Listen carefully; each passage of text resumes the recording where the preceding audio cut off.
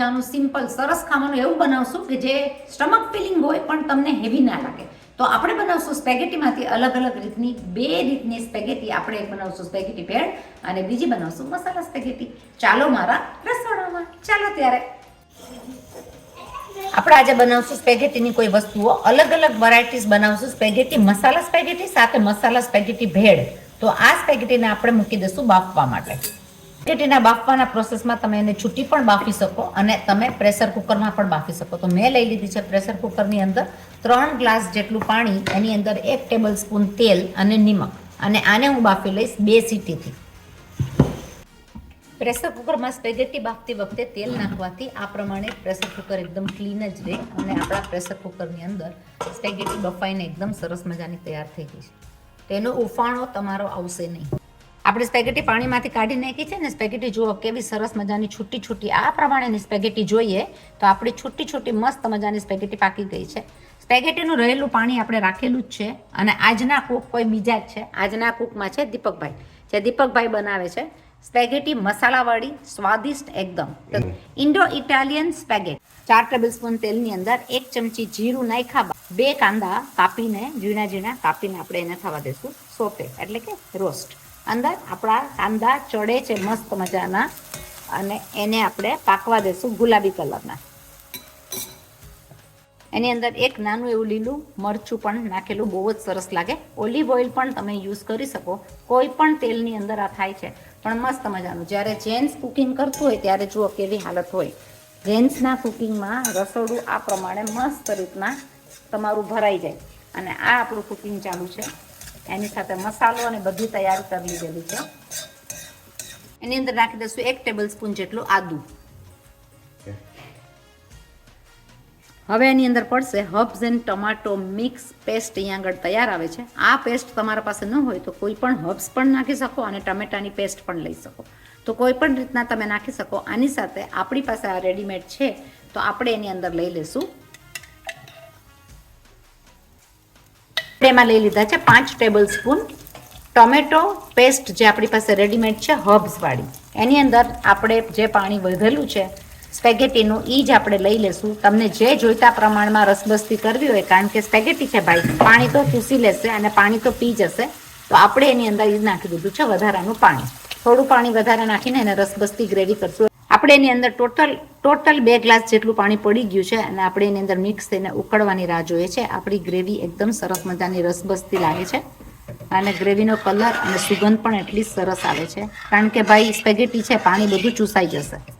Time આવી ગયો મસાલાનો. તો 1/2 ટીસ્પૂન જેટલું આપણે નાખશું ધાણા જીરું, ખાલી ફ્લેવર આવે એની માટે.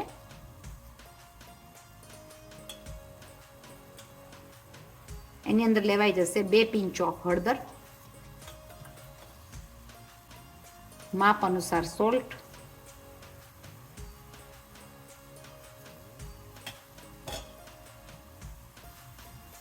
ઇટાલિયન ડીશ કહેવાય પાસ્તા એટલે. એની અંદર ઓરેગાનો તો સ્પેશિયલી જશે. સ્વાદ એકદમ સરસ આવતો હોય છે. ઓરેગાનો એટલે ઇટાલિયન હર્બ્સ છે, એનાથી ને સ્પેગેટી એકદમ ટેસ્ટી અને યમી બનશે.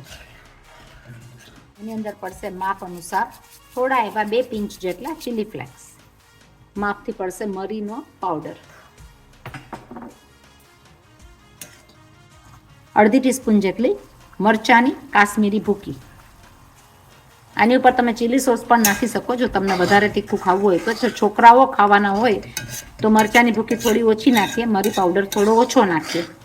છોકરાઓને આ બહુ જ ભાવે એવી ડીશ થતી હોય છે. તો બહુ સરસ મજાની ટેસ્ટી ડીશ આ બનશે. માપથી ને ધાણા, ફ્રેશ કોરિએન્ડર. ફ્રેશ કોરિએન્ડરનો ફ્લેવર અને સુગંધ બહુ જ સરસ આવે. હવે તમે એની ગ્રેવી જુઓ કેટલી સરસ મજાની દેખાય છે. હજી તીખાશ ઓછી છે એટલે કલર ઓછું આવશે, પણ બહુ જ સરસ ગ્રેવી દેખાય છે. થોડું એડ કરશું ગરમ પાણી, કારણ કે સ્પેગેટી ગયા બાદ બધો રસો એનો ચૂસાઈ જશે. 5 ચમચી જેટલી ખાંડ. ઓપ્શનલ છે, ખાંડ તમને નાખવી હોય તો નાખો. ગળાશ ખટાશનું બેલેન્સ થોડું સરભર કરવા માટે 5 ચમચી જેવી ખાંડ. એની અંદર પડશે હવે આપણી બનાવેલી સ્પેગેટી બધી. મસ્ત મજાની ડીશ લાગે છે. સ્પેગેટી બહુ જ ટેસ્ટી હોય અને યમી, સાથે lots and lots of protein હોય છે એમાં. આપણી બનાવેલી સ્પેગેટી જે છે એ સેમોલિનાની છે, એટલે સેમોલિના એટલે ખાવામાં પણ હલકી હોય, તમને કાંઈ વાંધો ન આવે. જેને વજન ઘટાડવું હોય અને બધી રીતના સ્કિન માટે, શરીર માટે બધી રીતના સારું. વજન ઉતારવા માટે આ બેસ્ટમાં બેસ્ટ ડીશ છે. એ સાથે આપણે એને ખતખતવા દેશું 2 થી 3 મિનિટ. આપણે એમાં નાખી દઈશું લીલા ફાઇન ગ્રીન કલરના ઓલિવ્સ. ઓલિવ્સ બહુ જ સરસ લાગતા હોય છે. વધારે નાખી શકો તો વધારે પણ તમે નાખો, કેવા ભાવે એના ઉપર, ઓપ્શનલ છે. હવે જો આ ખતખતતી સ્પેગેટી કેટલી સરસ મજાની લાગે છે. કોને બનાવવાનું મન નહીં થાય, કોને ખાવાનું મન નહીં થાય. સબસ્ક્રાઇબ કરો અમારી ચેનલને લાઈફ ઇન ઓસ્ટ્રેલિયા વિથ બીના મોદી. આવી ઇટાલિયન ડિશિસ પણ ઘણી બધી આવશે, બહુ જ ટેસ્ટી અને યમી લાગતી હોય છે. એની સાથે આપણે કરશું ટેસ્ટિંગ. આપણે કરશું આનું મસ્ત મજાનું ગરમા ગરમ સ્પેગેટીની રસાનું ટેસ્ટિંગ.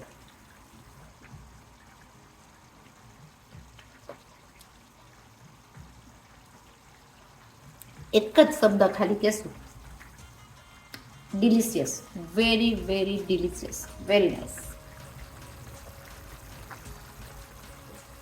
આપણે બનાવી નાખશું સ્પેગેટી ભેળ. સ્પેગેટી ભેળ માટે આપણી જે બોઇલ્ડ સ્પેગેટી હતી, આપણે જે સ્પેગેટી મસાલાવાળી બનાવી ને બીજી બોઇલ્ડ સ્પેગેટીમાંથી આપણે લઈ લઈશું થોડી સ્પેગેટી આપણા બાઉલમાં. તમે છોકરાઓ માટે પણ બનાવી શકો અને મોટાઓ માટે પણ આ સ્પેગેટી ભેળ જેવું થાય છે અને બહુ જ સરસ ટેસ્ટી લાગતી હોય છે. તો હું એની અંદર લઈ લઈશ ખમણેલી મકાઈ, બોઇલ્ડ કરેલી ખમણેલી મકાઈ. આ ફ્રેશ મકાઈ ખમણેલી છે. એની સાથે હું લઈ લઈશ 1 ચમચી ટમેટો. તમને જેવું ભાવતું હોય એ પ્રમાણે તમે એડિંગ કરી શકો. એની સાથે હું લઈ લઈશ ઓનિયન. તો આપણે નાખશું એની અંદર ઓનિયન. ઓનિયન સાથે આપણે નાખશું થોડી એવી ફ્રેશ કેરી. અહીંયા હમણાં કેરીની ઓસ્ટ્રેલિયામાં સિઝન છે, તો એકદમ ફ્રેશ કેરી. આનું બધાનું મિક્સિંગ કરશું. એની અંદર આપણે લઈ લઈશું બાફેલા બટેટા.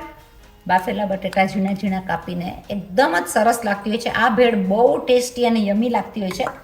તો બધાને જ ઘરનાઓને ભાવશે, કારણ કે એની અંદર સ્વાદ આખો અનેરો છે. સ્પેગેટી ભેળ બહુ સરસ મજાની બનતી હોય છે. તો આપણે લઈ લીધી છે એની અંદર બધી વસ્તુઓ. આપણે ટમેટા, ડુંગળી, બટેટા બધું નાખ્યું છે. વધઘટ તમારે જે પ્રમાણે કરવી હોય એ પ્રમાણે તમે કરી શકો. એની સાથે આપણે લઈ લઈશું એની અંદર થોડી એવી તીખી ચટણી. તીખી ચટણી ઓપ્શનલ છે, તમને જોતી હોય તો તમે લઈ શકો, તમને ના જોઈએ તો તમે એ પ્રમાણે સ્કીપ કરી શકો. એની સાથે આપણે લઈ લઈશું ખાટી મીઠી ચટણી, એટલે કે ખજૂર આમલીની ચટણી, ખજૂર ગોળની ચટણી, તમે જે પણ બનાવતા હોય. એટલે ખાટી મીઠી ચટણી આપણે લીધી છે. એની અંદર તમને જોઈએ તો તમે નાખી શકો સોસ, ચીલી સોસ બી નાખી શકો. ચીલી સોસ કોઈ પણ નાખો તો પણ સરસ લાગે. તો આપણે થોડું એવું લઈ લઈશું એની અંદર ચીલી સોસ. ચીલી સોસ સાથે આપણે લઈ લઈશું ડેકોરેટ કરવા માટે મસ્ત મજાના ધાણા. તમે આની અંદર કોઈ પણ ચટણી લઈ શકો, મરચાંની ભૂકી લઈ શકો, જે પણ જોઈએ એ પ્રમાણે તમે સ્વાદિષ્ટ બનાવી શકો. તો આ આપણી એકદમ સરસ મજાની ભેળ લાલ લીલી તીખી ચટણી સાથે તૈયાર થઈ ગઈ છે. એને આપણે સ્વાદ વધારવા માટે, થોડી તીખી ચટણી કરવા માટે આપણે લઈ લઈશું લાલ થોડી તીખી ચટણી. અને આ ભેળ આપણી બહુ જ સરસ તૈયાર થઈ ગઈ છે. એનો સ્વાદ પણ બહુ સરસ લાગતો હોય છે. ભેળ સ્પેગેટી સાથે ખાવાની પણ બહુ જ મજા આવતી હોય છે. સ્ટમક ફિલિંગ હોય છે. એની અંદર વધઘટ તમારે જે કરવું હોય કરી શકો. તો તમારી આ ભેળ તૈયાર સરસ મજાની થઈ ગઈ છે. બહુ ટેસ્ટી ભેળ બનતી હોય છે. જરૂર બનાવજો. જો અમારી ચેનલને સબસ્ક્રાઇબ ના કરી હોય તો તમે સબસ્ક્રાઇબ કરજો. આપણી આ ભેળ તૈયાર છે. છોકરાઓ માટે જોઈએ તો ટમેટા સોસવાળી ભેળ બનાવી શકો.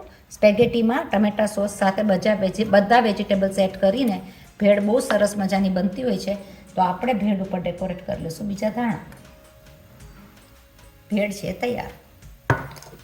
આની ઉપર સોલ્ટ તમે જોઈતા પ્રમાણમાં ઉપરથી પણ નાખી શકો. ઓછું વધતું જે પ્રમાણે જોઈએ એ પ્રમાણે સોલ્ટ નાખી શકો.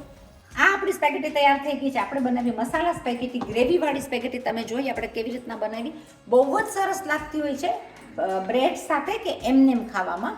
એની અંદર તમે નાખો ટબાસ્કો, એની અંદર તમે નાખી શકો સોસ. અને આપણે બનાવી બીજી નૂડલ્સ એટલે કે સ્પેગેટીની ભેળ. આ સ્પેગેટીની ભેળ બહુ જ સરસ થતી હોય છે, યમી થતી હોય છે. બધી વસ્તુ અંદર નાખીને સ્ટમક ફિલિંગવાળી ભેળ ખાતી હોય છે તો આ સ્પેગેટીની વસ્તુઓ અલગ અલગ ઘણી થાય તો તમે જરૂર બનાવજો. હવે તમને અમારી ચેનલ જો ગમી હોય, અમારી ચેનલની રેસિપીઝ ગમતી હોય તો એને સબસ્ક્રાઈબ કરજો. આ લાઈફ ઇન ઓસ્ટ્રેલિયા વિથ બીના મોદી આવી નવી નવી રેસિપીઝ આપણે ઘણી બધી અલગ અલગ લઈ આવશું જે કેન્યાને રિલેટેડ બી હશે.